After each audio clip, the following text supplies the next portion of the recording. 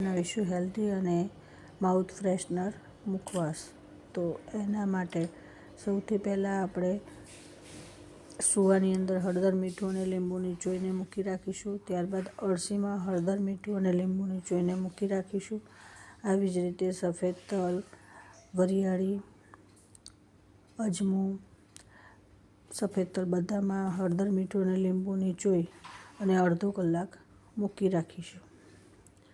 ત્યારબાદ અળસીને ધીમા ગેસે શેકી લઈશું. ત્યાર પછી સફેદ તલ, વરિયાળી, અજમો, સુવા આ બધી જ વસ્તુને ધીમા ગેસે શેકી લઈશું અને એક થાળીમાં કાઢી લઈશું. અને ઠંડુ પડે એટલે તેમાં ધાણાની દાળ મિક્સ કરી લઈશું.